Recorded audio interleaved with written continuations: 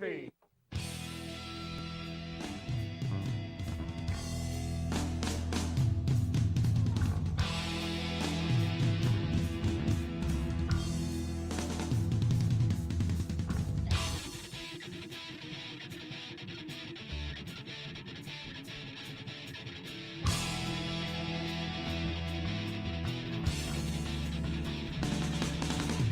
Yeah. All right. Welcome back, everybody, to the Season 10 recap show of Hey Tiara. What's up? How are you now? Good and you? Oh, not so bad. Hey, we got a new band on the show. Yeah. Hey, well, I mean, they're an old band, but I mean, kind of like the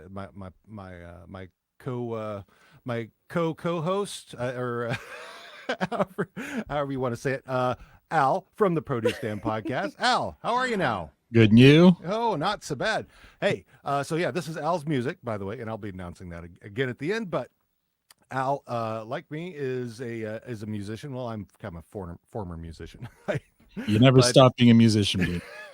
Well, I use the pipes every so I often. still try to talk him into he's still got an electric bass sitting here, and we've got. I thought we had an acoustic somewhere, but or maybe we gave that to the boy. Yeah. And I hear you were at karaoke. Dean must. Right. Yeah. What's your go-to karaoke song, Dean? Johnny Cash. Pretty much anything Johnny Cash I can do. That makes sense. That makes a whole lot of sense. What about you, Pierre?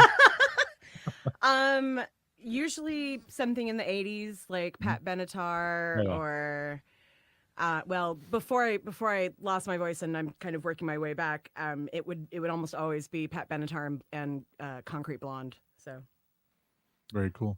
Joey. Still working on that Concrete Blonde part because it's a range that I still have but can't quite access very well yet. There you go.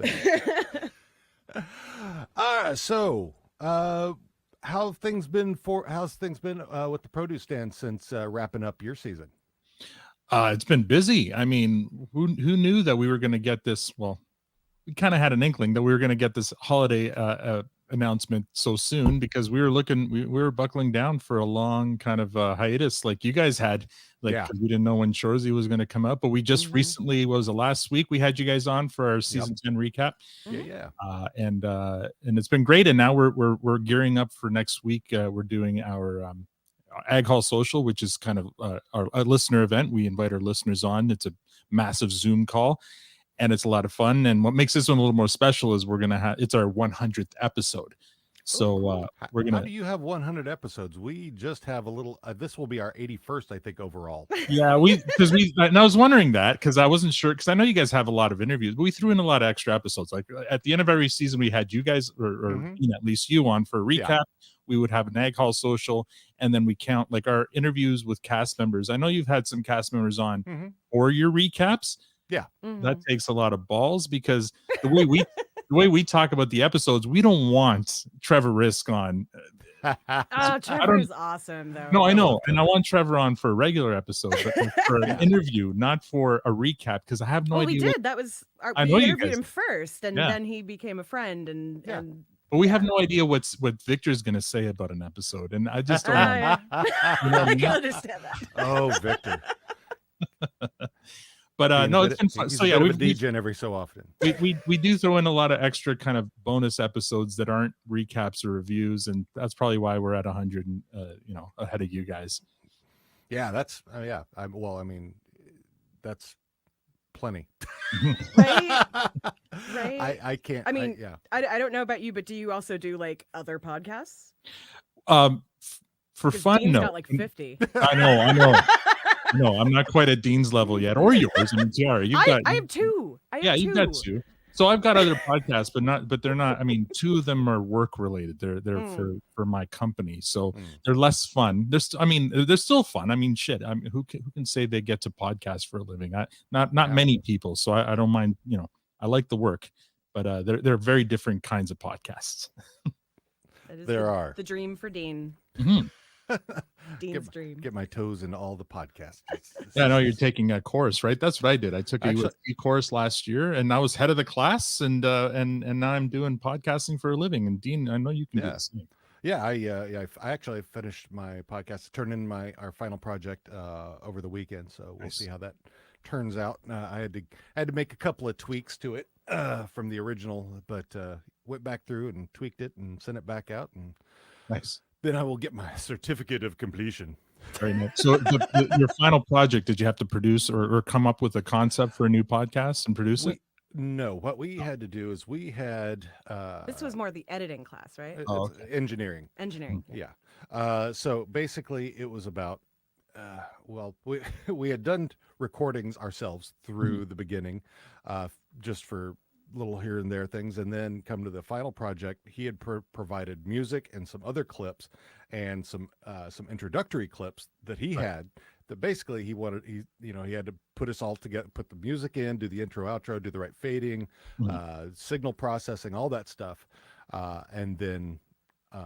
All the compression, the mastering, everything, and then with all, I think there was a total of 14 tracks, Wow. if I remember correctly, that we had to go through and cut out ums and stuff. Yeah. That's fun. Editing is, I mean, that's why I don't edit for Produce Stand. I got to do a lot of editing for my work podcast, but Produce Stand I keep editing to a minimum. Yeah, I edit. Well, I mean, I try to tweak sound as best as I can to, I want to get everything level, take out noise, and for the ums and such, I don't really bother with those. So that's kind of how I do this. Well, pretty much any of them. I think you edit more the Boondocks one just because you blah talk blah blah so much. Yeah, they quite often do 2.5, 3 hour episodes, and I have to, which I put out to the Patreons, but then I have to cut out an hour to an hour and a half of it for everybody else. Well, I mean, there is no time limit for a podcast. It can be as long as you want it to be. Oh no, but nobody's gonna want to really listen to me talk for 3.5 hours. Because we're trying to keep it to the poignant pieces of the episode. Yeah, because they quite often will get off on the rails and come back and go, and so I have to say, okay. And sometimes we fight. So this is so that's juicy. I need to be patrons. You got to be our patron. Yeah.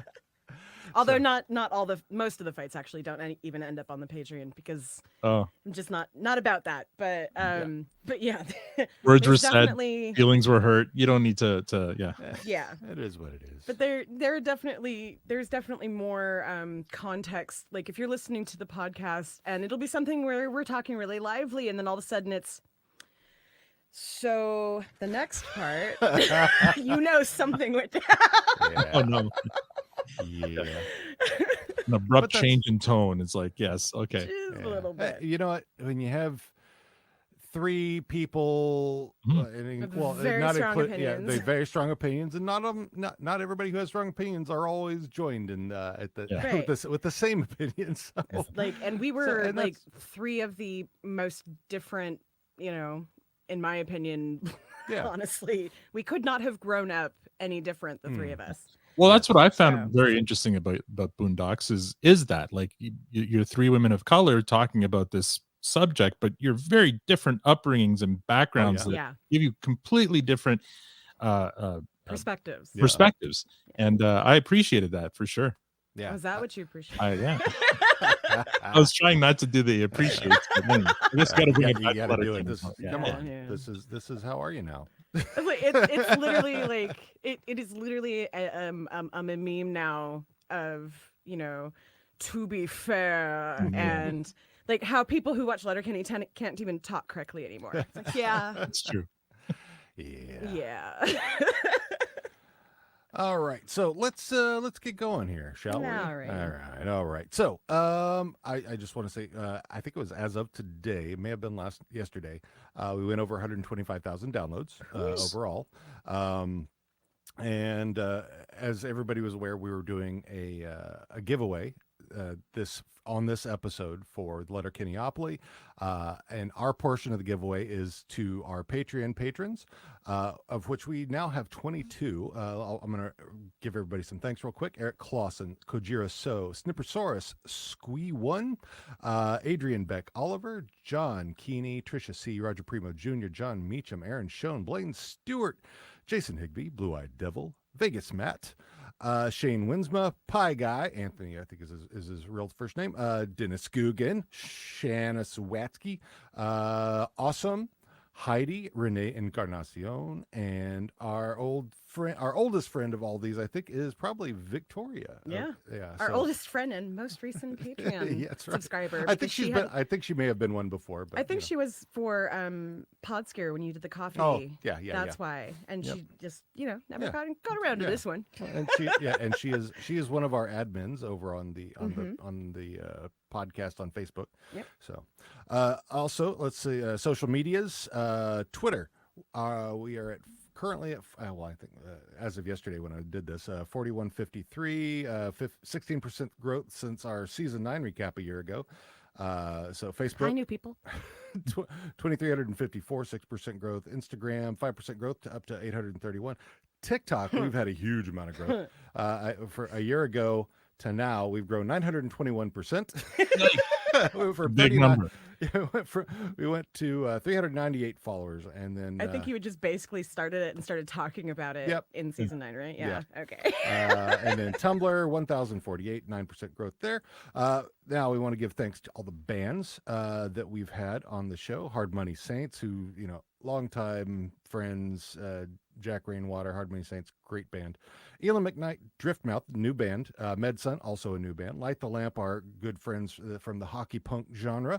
Flexidecibel, who we love, got them big horns. And PFTW. Okay, remind me. So I know it's not Pink Floyd's The Wall. No, it is. Poised for the Worm. Poised for the Worm. Correct. And we can find you on the SoundCloud. On the SoundCloud. That's right. And we are also encouraging you to make more music. Yes. So. Well, that band is long defunct, but that was from the track you played off the top. There was Parade from our debut and only CD with Bated Breath. We did have a second CD that was recorded but never got released. But man. Yeah, it was kind of fun to hear that back. It's been a while. Well, and we'll be playing you for our outro as well. So I'm looking forward to that. So let's get into the episodes where we'll be thanking our guests as we go through them. Season 1, episode 1, King of Suckers. Our guest on it was Awesome. With the band was Hard Money Saints. And now, for those you guys had our DM group calling her Possum in the group. It was great. I love it. Awesome It's Possum. one of my absolutely favorite animals, so it's a cool thing. Yes. It's cool. Oh. I will have one tattooed on me sometime. Yeah, Victoria says she joined in for the equipment thing that we did. That's what way it back. was. So, Yeah. that was a while back. So. Oh, that's what it looks like when somebody chimes in with a comment and you actually know who it is. Right? It's As not opposed to anonymous just Facebook anonymous. user. Yeah, exactly. So That's usually me, by the way. If anybody. Well, it's you or it's Heidi. Yes! Justin Trollinger, Al did a rendition of the Firefly theme song today. I saw that. I thought I heard that from the other room. Yeah, that was Al. I was nice. I've been watching some comfort, shows, and Firefly is a major comfort show. I've got and my yeah. Jane hat, my Jane hat right here. Oh yeah, nice. Yeah, there it is. And Jane. you also, let's see. The hero name, the hero we call Jane. Anyway, I want to learn that song next. The Jane men we call Jane. One of our listeners in the DM group, he's like, "Hey Al, you should learn how to play that." So I took it as a challenge, and actually, it's not a hard song to play. Although there's a few like picking things that I'm not a good enough guitarist to play, but I stumbled through it. It's all good. It's for what I could hear, even from this room, it sounded great. So Thank you. So we did polling for like we do at the end of every season for the top quotes from the show, as well as I go through and I pick my favorite clips from the episodes that we do. So the first episode was King of Suckers, and the favorite quote for that episode was, "Oh fuck, here comes algorithm face." A little poking fun at the joint boy there, and then my favorite clip for this is a discussion that we had about Dennis Guggen. We'll probably, and I think because that's our next episode, that we'll probably get into that with Mr. Dennis when he's on. the Googs. So Oh, he, God. he needs the Googsy. No? No. We'll ask him. No. I mean, Denny's just not right. He's got to have he needs a. He doesn't. He's not wearing like a salmon pink tie. You can't call him Denny. Exactly. That's what I'm saying. That's why I said Googsy. I don't think that one works, man. No. All right. Well, you know what? That's what we'll have to ask him if he's got any nicknames. Or any Anyway. fucking nicknames. Man's had about 101 fucking professions.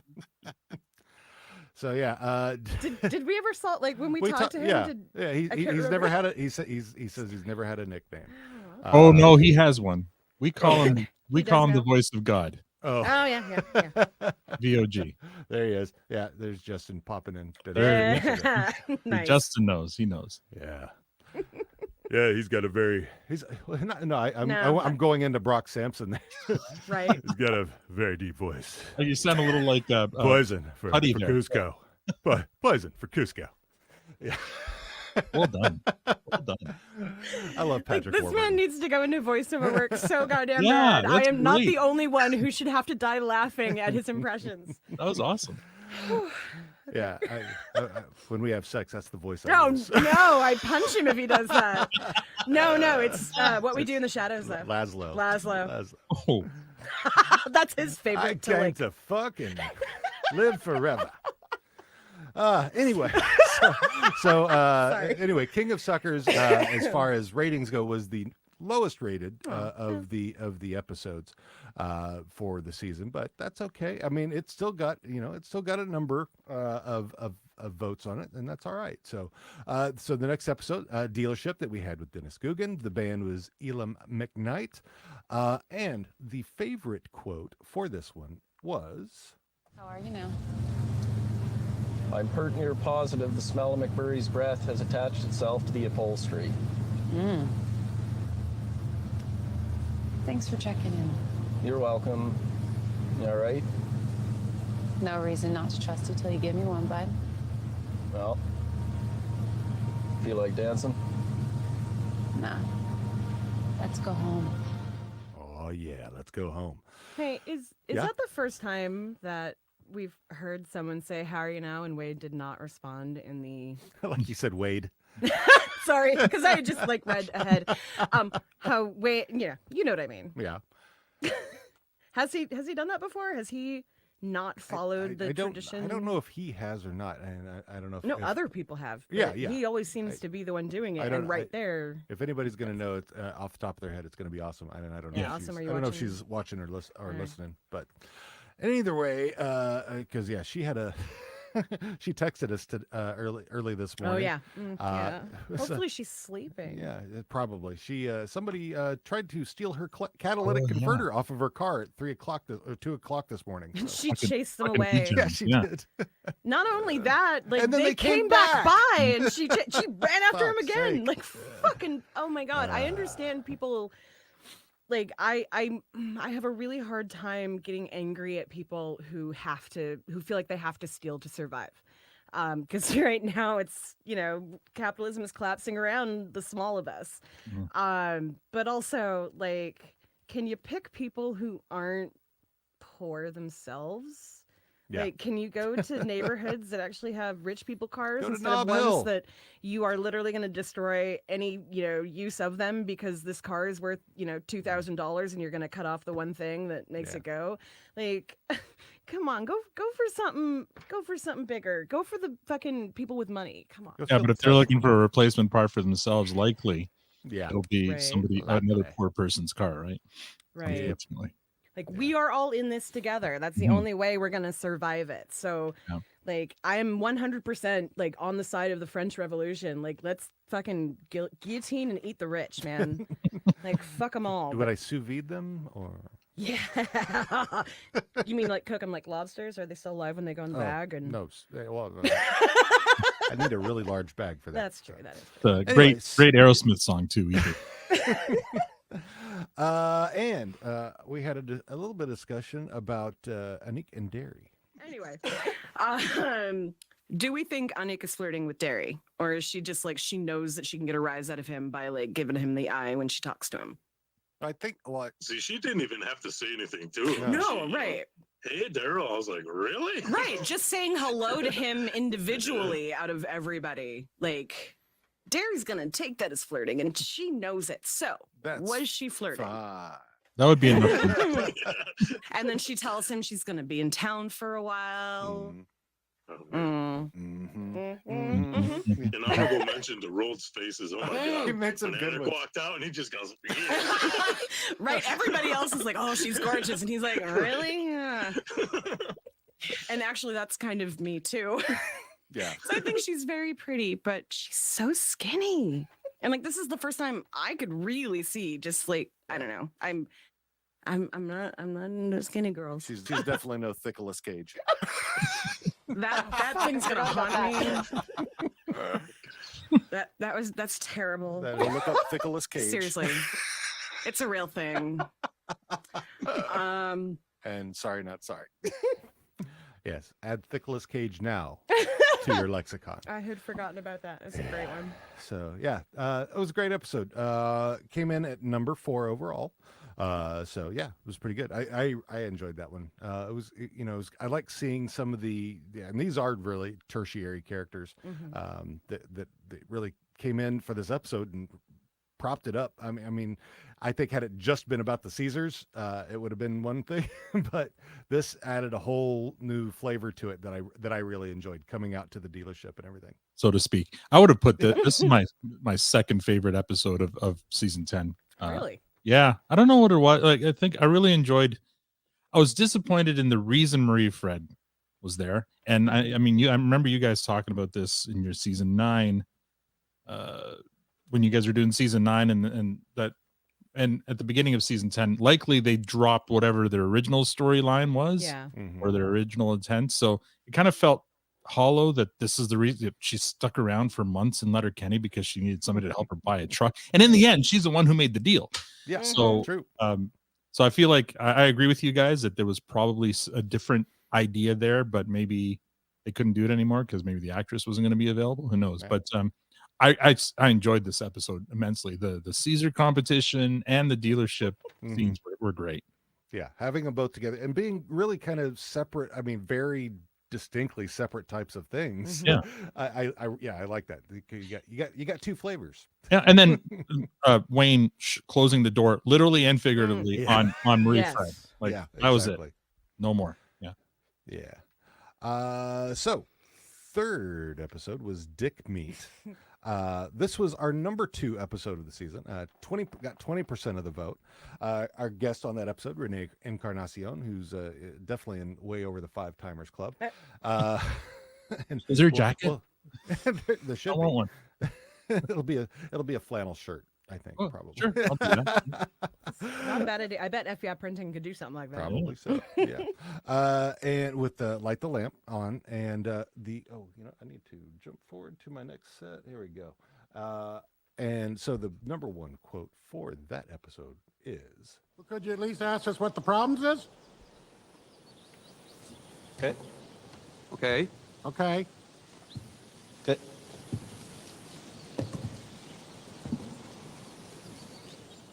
Problem. Katie's Big Tarts. What's that? Oh, I just love Katie's Big Tarts. He was trying to provoke me here. Or? They're perfect. Katie's got perfect tarts. I feel like he's know full well what you're doing. I just love those tarts. So I've gathered. Mercy, those big, soft tarts of hers. Mercy. Yeah, Katie's got big soft tarts, and I could eat a whole bunch of them. I don't know if I could eat 19, but half a baker's dozen and a half. Right. The size of those things, like, it made my stomach hurt thinking about how many they ate. Like, yeah. And none of them off the floor, apparently. I know. But also, like, come on, Derry, please. Like, who was it that was saying, Derry never gets fucked and fuck fight Ferda? And I was like, because he never takes off his barn clothes. That's right. But it's also because he eats off the floor. And he gets mad about it. if you While don't wearing let his barn him. clothes. While wearing his barn clothes. That's a hygiene thing, very man. specific kink. I need And a no guy with problem barn if that's clothes. your kink, but it is not mine. Not mine. Letter kinky. That's the fucking porn parody. That's, Yes. That's the one that Gale fronts. That's yeah. Hell yeah. The clip that I picked for this episode was: do you think if Wayne offered himself to McMurray, Oh yeah. that McMurray would do it? Yeah. McMurray would be like, well, I don't go that way, but I know they got their day, and But- they're here to stay. So, it is you, Wayne. Yeah, it's. I And, mean, if my best friend Wayne believes when a all right, friend asks for McMurray, help, for one night, you can come over, and I'm gonna pound you. And he would probably be like, well, can Mrs. McMurray at least come and watch? He'd probably be into it if Mrs. McMurray was into it. Probably so. I'm sure. probably. More letter kinky for you. that whole exchange reminded me. Was it Eddie Murphy Raw or Delirious where he says, "Hey boy, you look mighty good in them jeans." Oh yeah. That was Mr. T. Yeah. Hey boy, look at my good in them jeans. Yeah. So Dick Yeah. Meat. Dick Meat I really and It's really hard. Letter kinky is maybe in After Dark. Oh Thank you, yeah, Jeff. Perfect, I yeah. like that. We should retitle. We have an after show after our podcast. I should retitle it "Letter Kinky." Letter Damn it, that was a opportunity missed.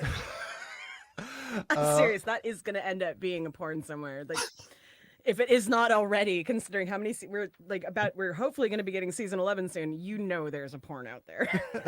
there should be. I mean, At come least on. amateur. There's. Where's my camera?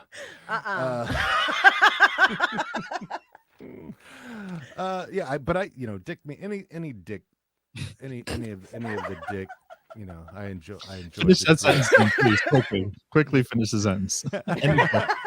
Any dick dicks, at all. The dicks, This is fantastic. I enjoy the dicks as often as I can get them.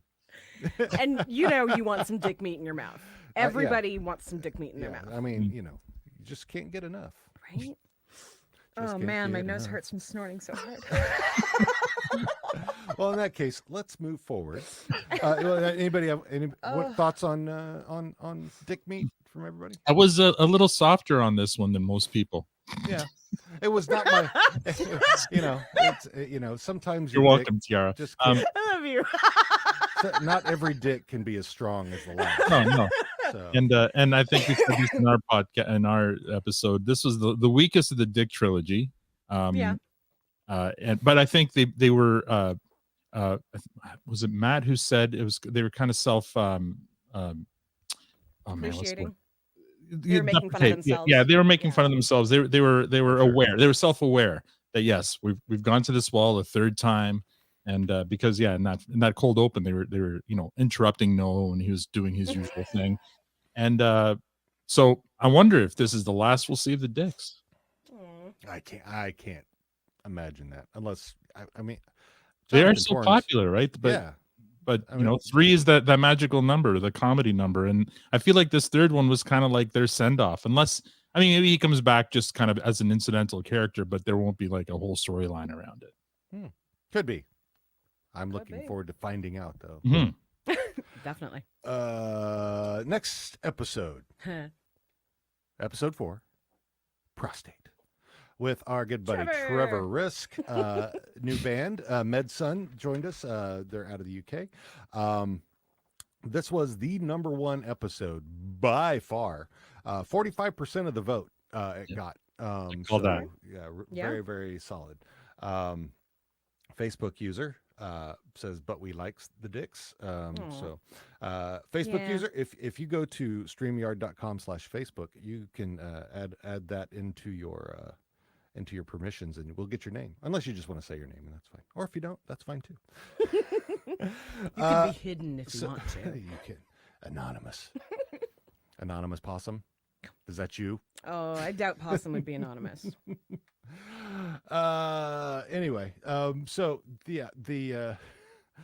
this, and it also had the #1 quote for the season, which was, What's a speculum? You know what the jaws of life are? Yeah, it's what a fireman uses to pry a survivor out of an automobile car. You know. It's like that, but for your mitt. Now, nurse, inserting. Inserting myself, the spatula. They used to keep that thing ice cold straight through the 90s. And alley-oop. There. Now that the speculum is inside of Daryl's mitt. Thank you, nurse. My absolute pleasure, doctor. Now I'm gonna take this cone-shaped brush and this teeny tiny plastic spatula, and I'm gonna scrape Daryl's cervix like I'm scraping yogurt out from the inside of a cup. That is cervix. What's that? Do I have one of those? It's like inside your mitts, all you need to know. And scraping, scraping, scraping. Ooh, such fine work, doctor. Scraping, scraping, scraping. You really have to get it all. And I'm scraping Daryl's mitt. Doctor, little thought here. Since we're already in the neighborhood, what if we bebop downstairs and check out his lukewarm Steve Aston? And as much as I would love to keep scraping Daryl's mitt, he's in his barn clothes. May I get up? You may. Now, think about that the next time you want to cry about a finger up your ass for a few seconds. For many, it's a treat. Put your mitt away, pussy. Oh my god. I appreciate the length of that clip because you had to get that last clip in there. But Whole thing, yeah. Yeah. I would have started it just a little earlier when Glenn says, "Oh, speculum was my nickname in high school." That's my Right? nickname in high school. Sorry. That's my favorite line of the whole thing. I like that too. Yeah, I love that whole scene. Like, Yeah, I that is remember when we watched it the first time, we were like, magical Indian woman shows up because, you know, the magical Negro woman or whatever and is the trope. And then we were like, you know what? I really liked it this time. Because they were there in the waiting room, but for what? Yeah. They left. Right. Whatever Right. they were They were waiting just for, sitting there. And they then didn't stick around for it. Yeah. They're there and then they're gone. But And it the whole was- time, the other point we made in our thing was the doctor was there the entire time. Mhm. Yeah. Unless he left, he walked in and he witnessed the demonstration the whole time. But so it would have been funny to get some kind of reaction from him too. But Like, he probably would have been standing there going, I and do- maybe like mentioned, oh, but what about biopsies or Yeah. you know, da da da da da. Or, yeah, because there's more that they do than just scrape. It's well, terrifying. that's all you get for a sitcom. It was So- the funniest it's great. gynecological skit I have ever seen. Yeah. Okay. The whole yogurt reference works so well. Yeah. Oh yeah. You flash back to Dairy, like frantically cleaning out the yogurt Yep. container. Dairy and- hasn't been yogurt obsessed in a Yeah. long time. They dropped that. Yeah. Good catch. From you know, and as I said before, our guest was Trevor Risk, who had some opinions about his showings on How Are You Now. Trevor, do you have any thoughts, theories about what's going to happen in the rest of the season? I have a theory that I'm either your worst or best guest and nothing in between. Hey, you are Schrodinger's guest. True. True. Every time we talk to you, it's a different, not a different Trevor, but it's kind of a different Trevor. It's a different time, though. You know, yeah, it depends on if it's like after you've been out all night. It's a different cocktail. A different country, a different hemisphere. Oh, where is he right now? Is he? I think he's in Eastern Europe? Latvia. Yeah, I think he's back over in. Last I get heard, enough he of was the in, place. I thought he was in Latvia. Last I heard. Oh, I know that he was at a Or karaoke check. bar and he Yeah. did not. He shouldn't have done this, but he sang Rasputin. Uh-huh. During- Rasputin. Right, but right before all of this happened, right Yeah. before the potential first shots of. It was I know an people get ill-advised down on song like, choice. oh, World War III talk is all. Putin is literally like, that's all he's thinking about. He wants to be seen as this tough guy, and he's not. He's afraid of backing down. I bet you. Like, Yeah. yeah, he's- that's not. I mean, he's definitely got LMS, little man syndrome. So, For sure. so yeah, that number one episode, that was the number one clip. So yeah, that was very, very strong. I mean, I love that episode. It was just so good for a myriad of reasons. I mean, Darren Rose played the doctor, was hilarious. I hope we have him back on the show. Just because he was great. I think, you know, We having call him in- a Canadian Jason Sudeikis. Yes, thank you. Yes. Are they going to make a Canadian Ted Lasso now? I don't know. I don't think you can really repeat the like magic that is Ted Lasso. It's like trying to make Letterkenny again. It works because of who is in it right now and the time period right now. But he could be a curling coach. come to coach soccer. Sure. Well, I would love to see that character come back again. I hope he does. And I do too. It would be interesting to see him maybe as a love interest for Katie or something. And he's a good-looking dude. He's a good-looking guy. He's got a successful job, and he's a horrible doctor. He could be a horrible doctor. He's the Dr. Nick of Letterkenny. Yeah. Hi, everybody. Yeah. Hi, everybody. Ted is the closest to a Canadian an American can get. Yes. Yes. I agree. So much. Ted Lasso. Yeah, that's from Dustin again. And for someone who has a lot of family in Canada, the whole therapy thing too. Yeah. Yeah. But I'm really proud of my family who is getting therapy. Therapy. Okay. So just don't say the rapey. The rapey. Yeah. I'll take the rapist for $500. Anyway, yeah. Pat, rest in peace, Sean Connery. Yes. So anyway, our next episode. Did anybody want to say anything else about prostate before we moved on to Vidvoc? I still want to know where Glenn got his shoes because they're like the perfect kitten heel, and I want them so much. Kitten heel nurse shoes. I'll look those up. I have not forgotten those. Like there's. I don't think of shoes, especially dress shoes. I don't have any dress shoes. By far the best episode of the season, and so good that it even overshadowed Glenn's appearance, which was amazing. Right? We're always waiting for more Glenn, and this one here, in any other episode, we would have been raving about Glenn, but because it was such a great episode overall, Glenn's just not. He's an afterthought in this, and it's too bad. But a great homage to Klinger for sure. Absolutely. Even though Trevor is not a fan of MASH, which surprised me, but I'll let that pass this time. Yeah. So next episode was Vidvoc. We had Dave Phelps from High Roller Games on. Band was Light the Lamp. And the best quote of that one was... If I win, I get a case of beer from you. You win, you buy me a case of beer. Deal. Yeah. Short, simple, to Brilliant. the point, and beautifully Gale. So, and then more discussions of relationships in this in We the talk about sex a lot. Yeah, we do. The one thing I'm curious about is what is Tanis's long game with Emma? See, I think that kind of brings up what we talked about in other episodes in this season, that I feel like some storyline that they had planned got interrupted, and so now it's been truncated into like, because in this episode we find out that Tanis was absolutely in on it with Shorzy on, as long as they got the momentary win, it would count enough for her. Yeah. Like, so I feel like I don't think she's necessarily thinking long game. I think she's just like, this is something I'm actually kind of enjoying right now, because she's no longer getting any benefit of it unless they're still doing the end. What was it? Not Indian Energy. What was the one when they mixed them together? Oh, it's Skodude. Skodude. Skodude. Skodude. That Wasn't me replying to a So, recording. yeah, I mean, they might still be doing that, but like when it comes to people that Tanis has been with in past episodes, this almost sounds more like a relationship, because now she's making sure that she's seeing her almost every day. So I don't know. Yeah, or she could be just kind of waiting till she sees an opportunity Yeah. to use it in her favor, and then it's just enjoying it for the time. Yeah. Right, it could go either way. Because she kind of makes it sound like she has to go do this. Right, So but that's also kind of- like she's humble bragging.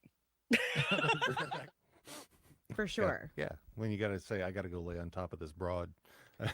It's- I'm a little sad that she moved so quickly off of the Eagles coach, though. I thought that was kind of an interesting storyline, but yeah. I mean, that could that be just got again. dropped. That could be something else that the actor wasn't available anymore. I mean, so, but yeah, I liked him. So,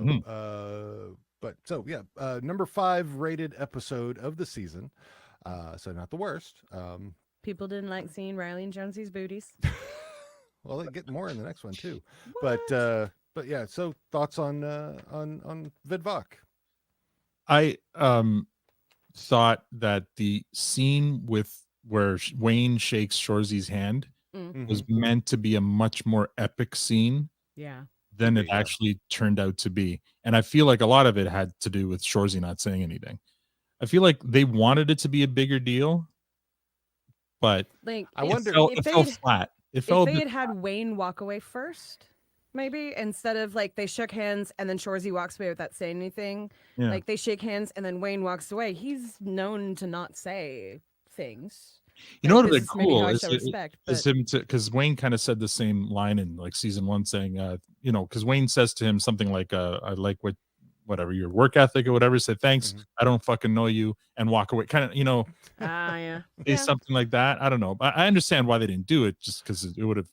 I mean, they could have done it with ADR, but I feel like that scene could have been much, much more impactful than it was. But other than that, because it was leading up to that, like, oh my god, Yeah. Wayne and Shorzy face to face, and finally, and Wayne says something, and Shorzy doesn't, just walks away. I'm like, I wonder if they did put something in, and then as they were listening back to it, and like, this just doesn't work, or whatever they Maybe. had planned to do, Yeah. it didn't work out the way that they were hoping, or it felt off.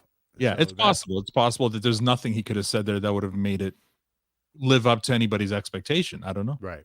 Yeah. Yeah. So maybe they felt they erred on the side of caution and said, you know, let's understate it. Yeah.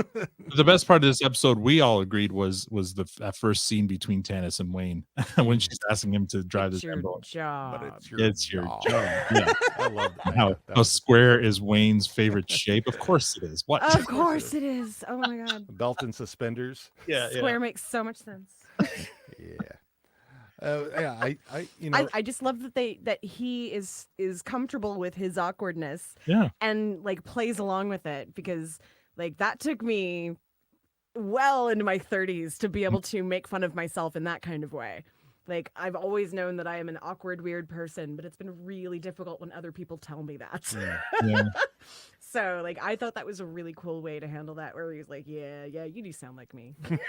Yeah, I love how he laughed at himself. Yeah, it was oh, great. sure. Yeah. Oh, it does sound a wee bit like me. Yeah. Well, and I think Wayne, I almost said Wade again. I think in a small bit with Tanis, I just think that because they are kind of flirty friends, even like though they know that they will never get back together, like I think that's just kind of their flirting. Yeah.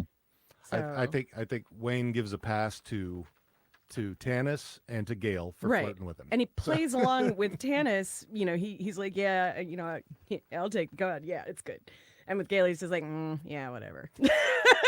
Like, all right, it's fine. Yes. Okay. Yeah.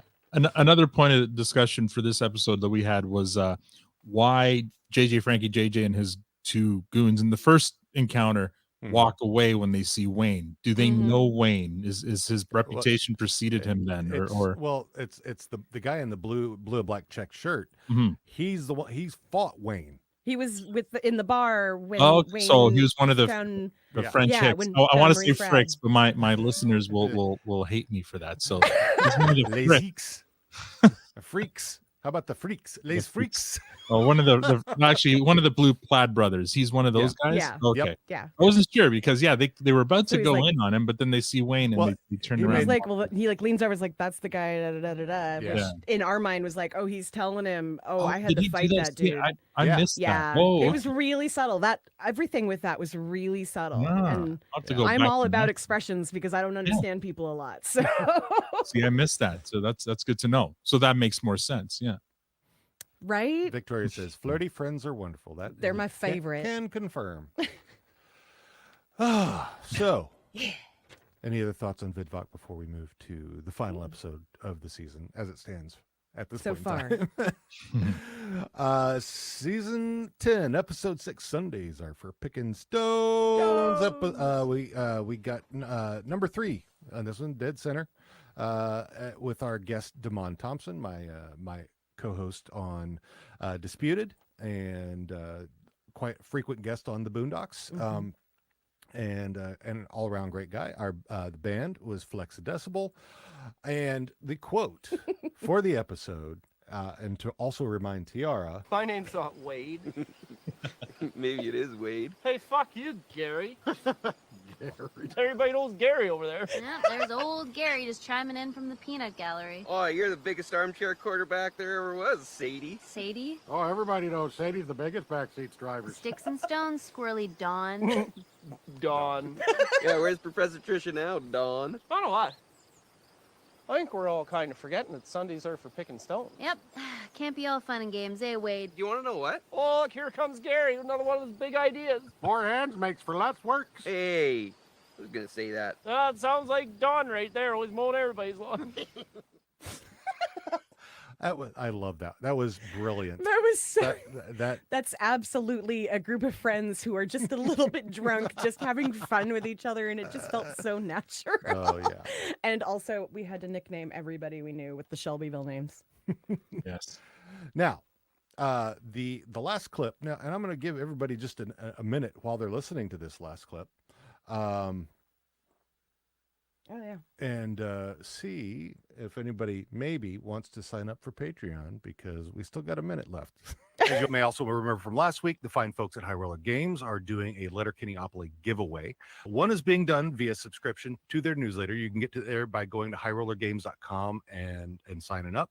The second way you can do that is by becoming a Patreon patron of ours. And it doesn't matter what level, $1, $50, whatever you want to give. So as long as you're a patron, when we go and do the die roll in 2 weeks. 2 weeks from today. 2 weeks for our, which will be our recap episode, which 30 Al will be seconds. on, by the way. We're gonna do a die roll, and whoever is currently, we have 20 now, so we can roll a d20, and you can get your own copy of Letterkenny just like I have right there. Okay, yeah, right, it's right there, It's right there. Yeah. It's. I mean, can't use a D20 because we do have 22 now. I do not have a D22. Oh, somebody's slacking. I was kind of hoping that we would get to like 100 because I've been itching to use my D100. Like, all right, we need 78 more people to come sign up real quick. Do you want to announce the winner of the newsletter? Well, not yet. So we're going to get there. I'm going to give people time. I've got a few talking points. And but the newsletter one is already. And we'll talk about the newsletter one once we get to that to that point. Oh, But I did want to remind everybody, so you got to get a little bit longer, and I've got my phone up, so it'll give me a notification if we get anybody new. And if you want to, if you've joined, and I haven't called your name on here, if you've joined in the last couple of minutes and I didn't get a notification, just pop me up in the chat there, and then we'll go. So anyway, thoughts on this season as it stands? Well, can we do thoughts on that particular episode first? Oh, sure. Yeah, I'm sorry. Yeah. No, yes, it's yeah. totally okay. I'm sorry. Well, the biggest thing I wanted to say was, like, I'm really kind of sad at the amount of complaining I saw about the time spent on The Dancer. On Lady C? Yeah, I thought she was fucking amazing, and I kind of loved that she was showing Roald how to dance, and then it looked like she might be getting a future out of it, you know. That's awesome. Why are people complaining? Like, we get all of these new bands that we're exposed to. Why can't we be exposed to a dancer? Like, I don't get the hate. I think she was amazing. So I just wanted to put that out there. I agree. Almost I thought she was brilliant. Yeah. She was great. Almost I agree. everything I've seen I love the two dance numbers. It was a very different. I mean, I don't know about hate. I mean, from there are a some, lot of people that are like, Yeah, that girl wasn't dancing so much. Yeah, I mean, I know that for example, Matt and he didn't appreciate how long that first number went. He thought it didn't, Length of time. That's definitely yeah. But I loved it. I loved it because I thought she was mesmerizing to watch, and yeah, she was great. And she was very talented, and it made me look her up. So I think it worked. Yeah, I loved it. And I can't wait to, hopefully she comes back. She didn't have any lines in the episode, which tells me this is probably a one-off. Yeah. But who knows? Maybe she'll come back and we'll see some more. But she did walk off with the girls who are trying to ride coattails. So if they're still on the show, maybe she does come back. Yeah, maybe. And I mean, she rolled. How great was rolled in that second number with her, right? So great. That was great. Is always great. My point, or my big thing with this episode was how different it looked. from other episodes. Now we had Billy Buttry on last season, and he talked about, because he was talking about season 10 and 11, and he was saying how different it was going to be. This is the first season he's director of photography, so we were expecting it throughout That's right. the season. Saw it here and there, but really, I thought really saw it in this last episode. Like the shot of when Coach and Tyson are riding their bikes, and the truck beside it with the Hicks kind of shouting out at him from behind the truck. I mean, that's a very different look. Yeah. When they pull up to the McMurray's house, the shot where they're in the back of the truck, and it's like right at the bottom of the screen, and the rest of the screen is all just sky or trees or whatever. It's a very different looking shot that we've never seen in Letterkenny. So there was a lot of that there. It had a very, and then the 2 full dance numbers, just it had a very different feel for a Letterkenny episode, and I appreciated that because I want to see growth, and I think we saw it. I think Billy is flexing his muscle now that he's director of photography. He's adding to it. He's putting his stamp on it. And the cinematography of this has only gotten better and better. Not that it was bad starting off. Right. I mean, no, we've been talking about that from the beginning, from first season, how they would set up shots differently and interestingly from what we were used to. Yeah, in that episode, in that interview with him, we talked about the shot where they're sitting in the back porch and the with the rail, yes, right, the rail obstructs. That breaks all sorts of rules. And he's just laughing and say, yeah, we did that, and we knew it was breaking rules, but we did that. But he talks about how much he likes symmetry in shots, and that makes so much sense when you think about shots of them in the tractor shed where you have Squirrely Dan and Darian on either side and Wayne right at the top. But also think way back to Riley and Jonesy and Glenn sitting having an ice cream, and Riley and Jonesy again on either side of him, and he's sitting up above them in the middle and stuff. Like there's all sorts of stuff you don't see unless you're looking for it. Oh yeah, I notice a lot of details like that too. I don't talk about them a lot, but I love the way in most group shots, like they're kind of set so that they're almost mirror images. Like nobody's the same height as each other, but kind of they're grouped in ways that kind of make it like I totally see the symmetry that you're talking about. Yeah. Yeah. And the other great thing I loved about this episode was the return of Alexander.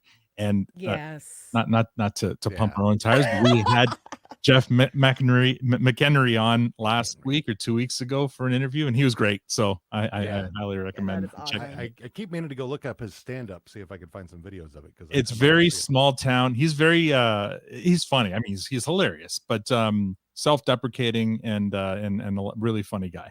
Very humble. Very nice. Yeah, everybody. I have yet to see a person on this show that hasn't been fucking awesome. I mean, not fucking awesome. I mean, I'm sorry, awesome. I don't want to say that anybody that you're. There's only one person on this show that Austin wishes was fucking her. True story. Well, maybe no. Two characters. One person. At least 2 characters. At least 2 characters.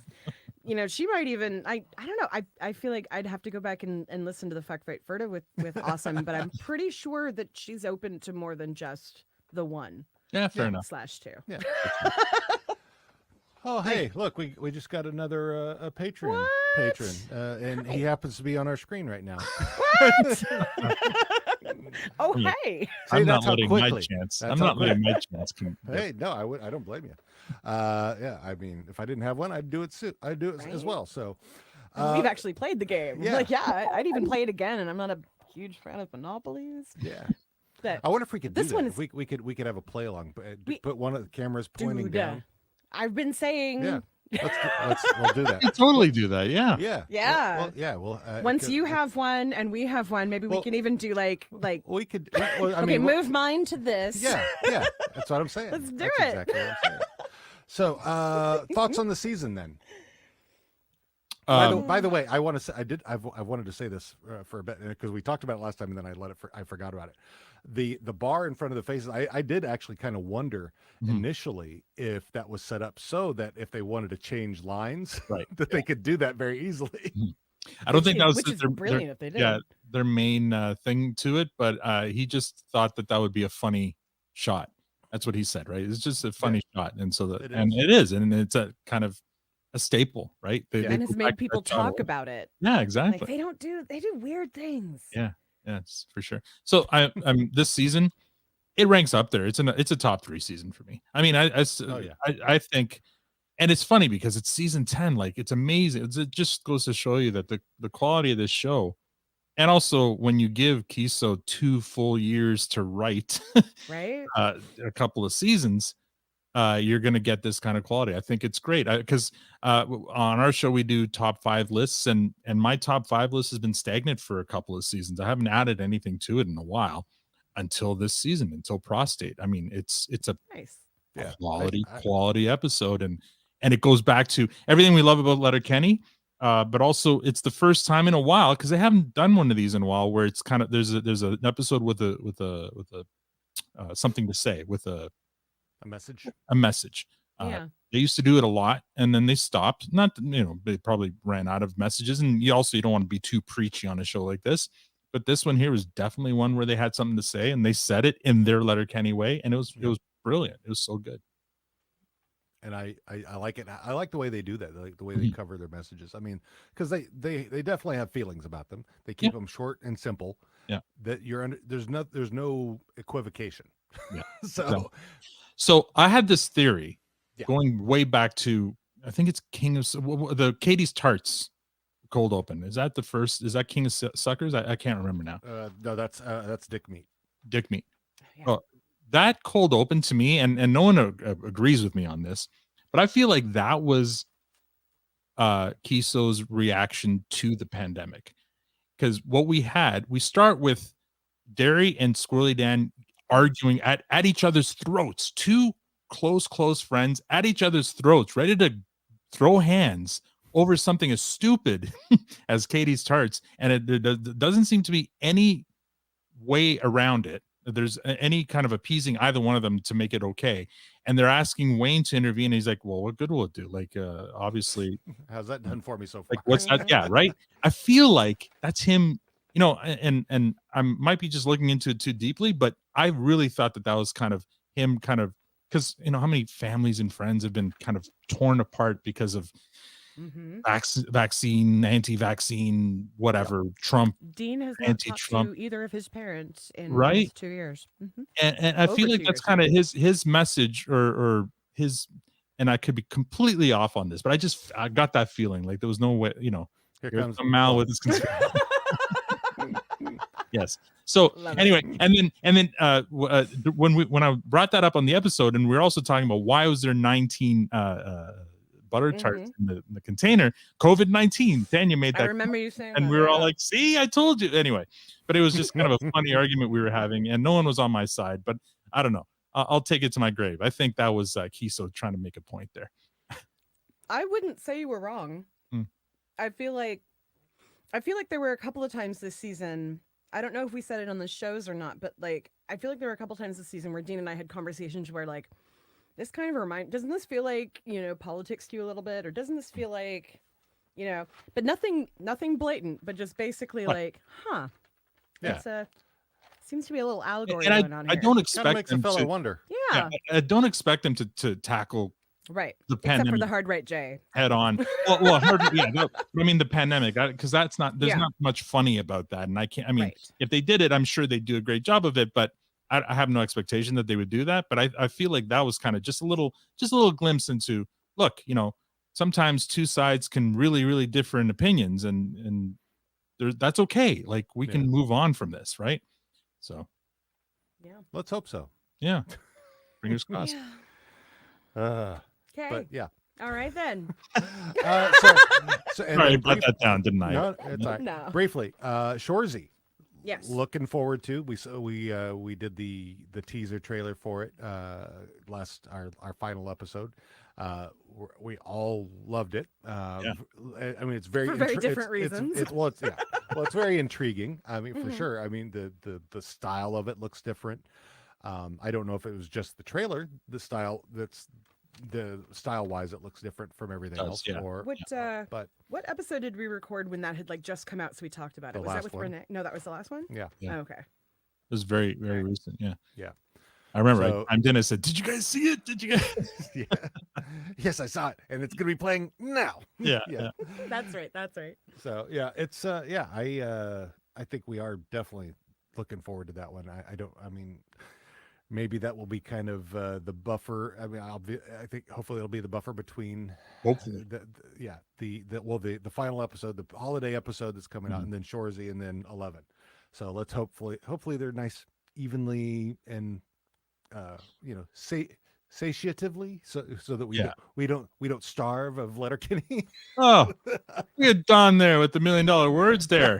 Don, what does it say? I can't even say the word. Satiably? Yeah, satiably. There you go. Satiability.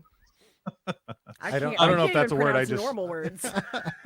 I'm hopeful. If you go by kind of their cadence from in the past, where they do a teaser, usually a couple of weeks later, you get a longer. Like if you think back to the release of season 9 and season 10, we got like a teaser that got everyone really excited, and I feel like 2 weeks later we got a longer trailer, or scene from. I remember the teaser was like the women's faces, right? Like when they were all just standing there looking angry or whatever, and then we actually got to see like stuff.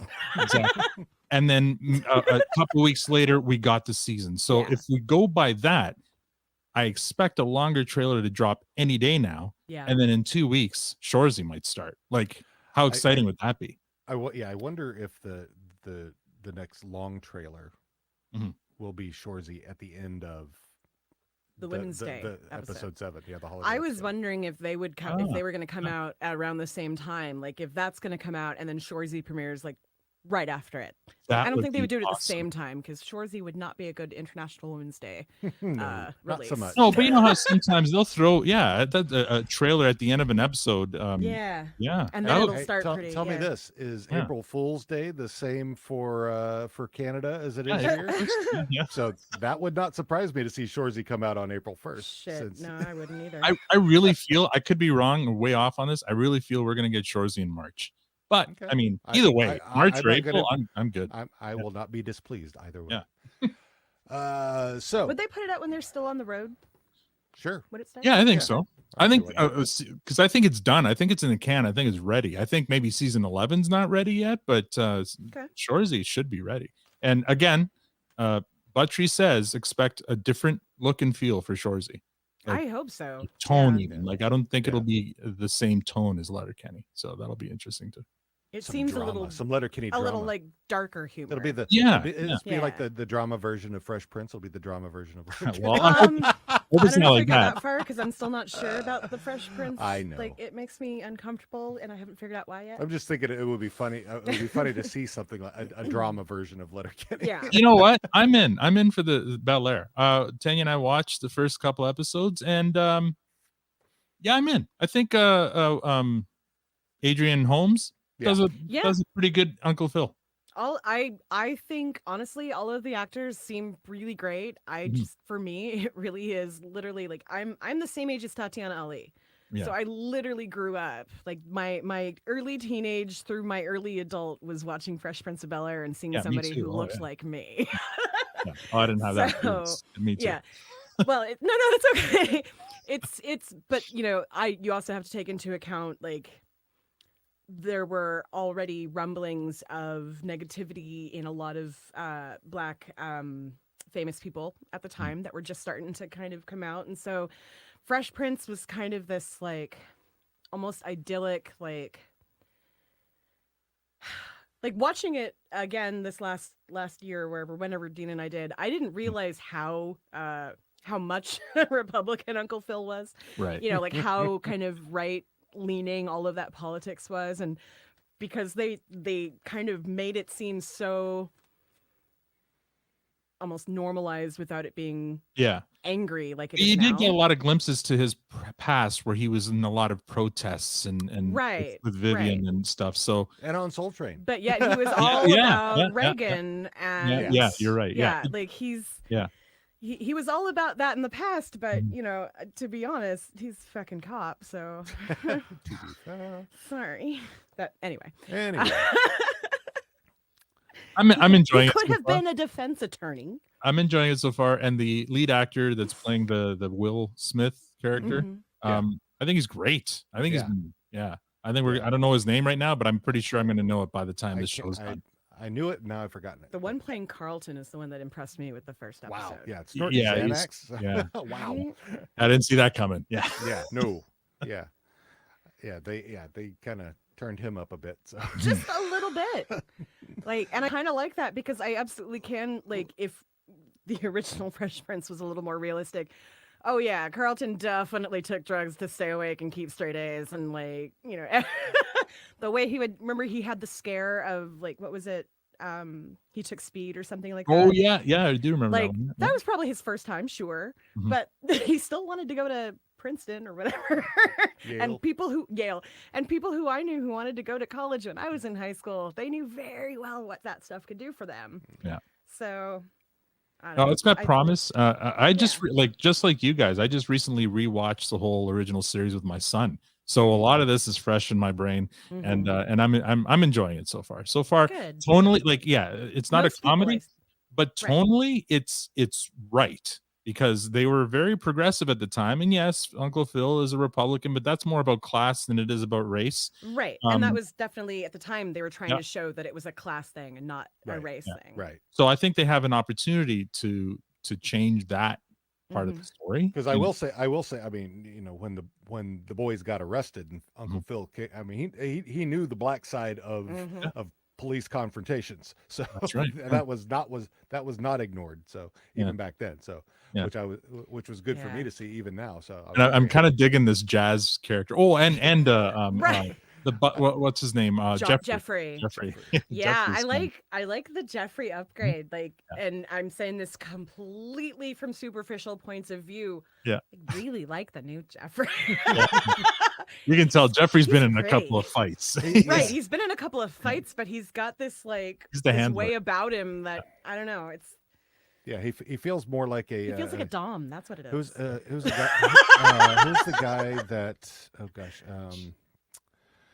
those the Guy Ritchie movies. He feels like he's from a Guy Ritchie movie. Right? Yes, Yeah. exactly. But yeah, whereas the other one felt like Isaac from Love Boat. But I am loving how they are bringing in kind of some of those Fresh Prince tropes. Like they're sneaking them in a way that aren't as I don't know, not for comedic effect, but they're just like a nod to look. Right. We get. So I'm waiting for a scene where Jazz gets thrown out of the house. That's somehow. what Dean said. Yeah, 'Cause, like, I mean, for I me, saw- it felt a 'cause- little too nostalgic in that first Well, episode. yeah, which is even part his of it, shirt. but Yeah. yeah, Yeah. everything about the Jazz character was perfect, other than like tossing him out of the. Yeah, waiting for that to happen. I mean, because we know Bradley's a killer. So For sure. Sorry, I didn't mean to take us off on a tangent. No, it's I all right. really It's wanted to great. hear. Yeah. So let's real quickly talk about season 11. What would you like to see in season 11? What do you expect out of season 11? More Gail and Dickens. Yeah, I wanna see obviously them that's develop always more of a more of relationship. them. And I want to see them take a good stab at some kind of love interest for Derry, whether it's Bonnie or whether it's a Nick again. Hopefully not a Nick, but hopefully Actual love, not just Love. for a good time call, which Yeah, is what yeah, well, Anique anything, feels yeah. like to me. Yeah. Like it feels like she's going to be in town, so she wants to get laid, and she knows Derry's easy to get in the sack because he loves her. Like yeah, Do you think that I might am be be- Derry's role in Letterkenny though, and the show that he never ends up in love? Yeah, who knows? Hopefully No. not, because I think I don't know. I think he gets enough love from the viewers that they want to see good things for him. Yeah. And I think if you never let him have something good, the viewers might start not rebelling, but you know what I mean, like start I get it. complaining. Yeah, it just makes me. I wonder if that was maybe the initial intention is that Wayne's going to have all these all these failed Wayne, ones, and the then- serial monogamist, Yeah. and then Katie, who will date or not date, or date or not date, but Yeah. like she never goes half-ass. She's like, I'm gonna date 5 people, or I'm not, I'm not dating anybody for a while, or And so the other one is, and I mentioned it earlier, is I wouldn't mind seeing the doctor back, and he'd be an interesting love interest for Katie, because Katie right now is kind of the boss in Letterkenny. She doesn't really have an equal, and it'd be interesting. I don't know if the doctor would be her equal, but at least would challenge her as much, or more than some of the regular Letterkenny residents there. Yeah, I mean, Gay coming back, Katie and Gay would be an interesting. That would. Oh, I'd love to have Gay. That would really upset Stuart. You're right, Stuart. Gay sex is the best sex. Damn. I want Roldy to get a love interest at some point, like a real one, not Glenn. I want it to be like, and I hate that I'm saying this, like Roldy to me is the one who's never going to find love. Roldy's going to be like the Mr. Smithers of this show. He's always in love with Stuart. Stuart tolerates him and on a level loves him, but not at all in the same way that Roldy is in love with him. I would really like in like season 20 something, they started giving Smithers a love interest or two or whatever. Like he's 20 more he's going seasons, to like please, gay, right? He's going on gay cruises now and like actually he's not just this underling. And I feel like that's Roldy. He's the comedy and he's to me one of the best parts of the show. I want him happy. Like I don't know. I always want to like roll up Roldy and put him in my pocket. So like, I would be your fag hag and find you somebody, baby. Yeah, that would be interesting. Yeah. So, and before I start talking about this next one, TR, bring up your phone, bring up a random number generator because we're gonna be doing our thing later, in just a minute. Letterkenny Live. I know it's coming here. Well, it's coming to Seattle on the 16th. I'm really looking forward to it. I hope that nothing. Knocking on all the wood that everything will stay. So the upsetting thing with me is that we had tickets for Letterkenny Live for February 6th, I believe, and it got canceled here in Canada, in Ontario. So I had gold level tickets. We were ready to go and couldn't do it. Yeah, I'm so happy that Washington and Oregon are lifting their mask mandates like the first week of March, and then we've got Letterkenny Live in the second 16th. week, and yeah, it's great. It's gonna be fine. It's gonna be fine. We'll see. I mean, and also the place may end up saying themselves. Well, that's a lot of places, at least where we are now in Portland. A lot of places are saying it doesn't matter if the state says it. We're still saying you're going to use it. So yeah, that's good. I hope more organizations continue doing that for sure. As long as that state doesn't make it illegal to do that, as some states have done. So yeah, this country is that's so fucked. ridiculous. But yeah, I love how many people are like up in arms and like, oh, like you should stay out of Russia's business and blah blah blah. But also like, oh yeah, look at the Ukrainians. I would have fought like the Ukraine. Fuck you. You wouldn't have fought for the Ukrainians. You don't even wear a mask for the people who live next door to you. You're not even doing the bare minimum here. Yeah. Right. And poor Victoria. She lives in Florida. So yeah, I'm sorry, Victoria. Yeah, you should move out of Victoria. Move out of Florida. Victoria. Victoria's a nice place, I hear. So yeah, you can go there. I do happen to love Victoria. All right. I was upset about it. But I was kind of mixed emotions too, though, because I knew that going in that environment, I would have been masked. We wouldn't have had the Q&A because I splurged for the gold level access, and none of that was going to happen, right? And I don't know if it'll happen now, but so I was kind of like, I didn't want to miss it, but at the same time, I kind of want to go when there are no restrictions and I can actually enjoy the show and talking to them and maybe trying to invite some more cast members onto our show. But yeah, we've had a couple of cast members who have literally said we don't really want to do like video interviews, but if we're ever in the same place, same time, so we're like, this is a perfect opportunity. But also, we're going to be masked, and there's going to be a crowd of people, and I am not taking that mask off to save anybody other than myself's life. Yeah. Yay, COVID. That's probably never going to end. All right. Sorry, what? So, real quick, we're going to do the Letterkenny giveaway. So this is from our friends at High Roller Games. They're great. They have a number of games, including a Trailer Park Boys game, and now Letterkenny. They have some other games as well. Go check them out. But they had their own giveaway that they were doing off their website if you signed up for their newsletter. And Dave gave me the name. It's Amanda from New York. Nice job, Amanda. So good job, Amanda. And now we are going to do ours. I'm going to. How many numbers? Let's see. We've got 22 now. And so I've got everybody's name on my Excel spreadsheet, which I'm going to randomize the numbers and then sort by that. So give me a moment. I'm going to keep hitting mixing the numbers to generate it until you tell me to stop, and that will be the number we will call. All right. At the end of this, you can give me the number.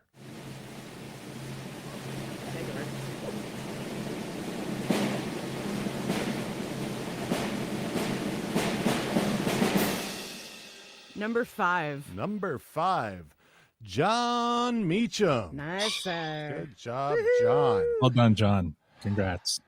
It's a fun game. It's a fun game, and you'll enjoy it very much. So, John, if you're not listening right now to us live, I will be getting in contact with you to get your email address so I can get that over to the fine folks at High Roller Games so that they can talk to you about where they're going to ship the game to you. So, congratulations.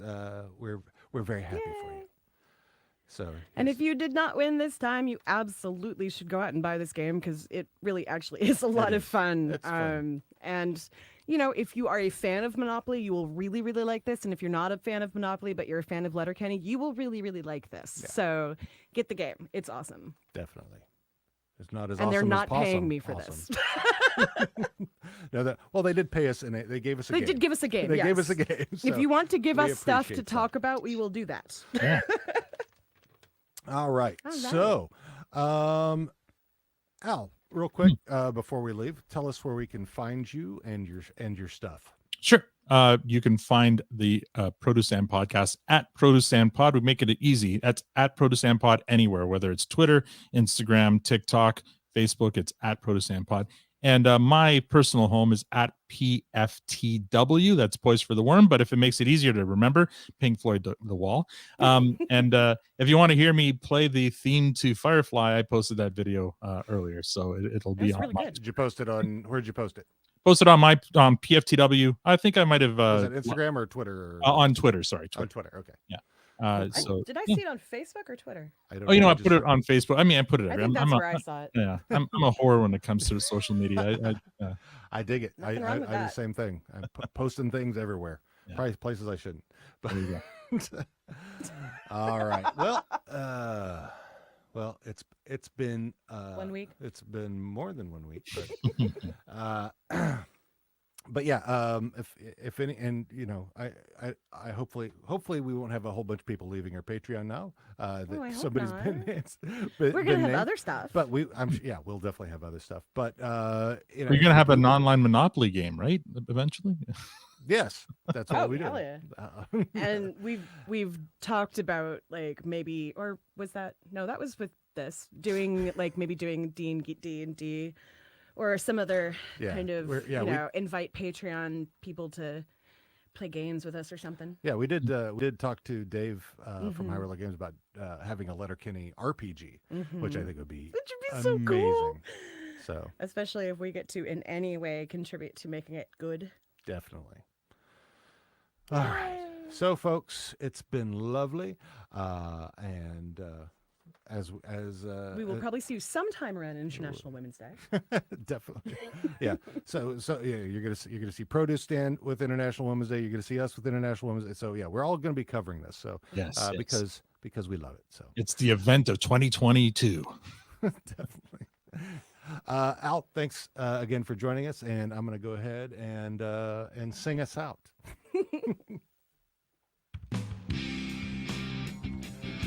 Thanks so much for joining us again as we talk about this show that we all love so much. Thanks to our good pal Al Grego for joining us and providing us with our intro and outro tunes. Please encourage him to make more. Go check him out on the Produce Stand podcast. Also, we're going to be off a bit as we await the upcoming holiday episode and take a trip to go see Letterkenny live. So we'll see you when we get back, you DJs. Take care now.